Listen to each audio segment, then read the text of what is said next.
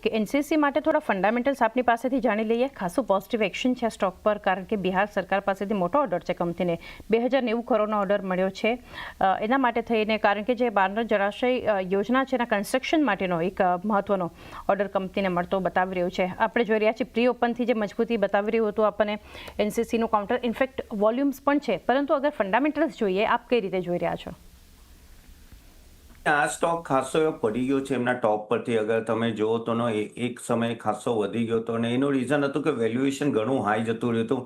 હવે ઘણા decent valuation પર આવી ગયું છે. ઇવન અગર તમે રિઝલ્ટ પણ જો તો ઓકે રિઝલ્ટ છે, એટલા ખરાબ પણ નથી. ને પ્લસ આઈ થિંક હવેથી થોડું ઇન્ફ્રાસ્ટ્રક્ચર પર ખાસું એવું ગવર્મેન્ટનું ફોકસ છે, કેપેક્સ એ વધારી રહ્યા છે.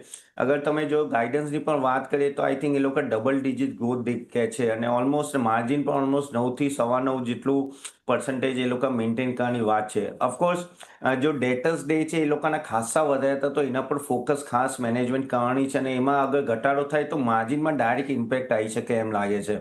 એબીટા માર્જિન ધીરે ધીરે ઇમ્પ્રૂવ થઈ રહ્યું છે, પણ વર્કિંગ કેપિટલ જે તમે જો તો આ બધી મોટી કંપનીઓના વર્કિંગ કેપિટલ બહુ પ્રોબ્લેમ છે. જ્યારે પણ તમે કન્સ્ટ્રક્શન કંપનીમાં હો તો વર્કિંગ કેપિટલ ઓલમોસ્ટ તમે જુઓ તો ઓલમોસ્ટ રિસીવેબલ 77 ડેઝનું છે. અગર એ ઓછું કરશે, જેના પર કામ કરતા આઈ થિંક પ્રોફિટેબિલિટી પર ડાયરેક્ટ ઇમ્પેક્ટ આવશે.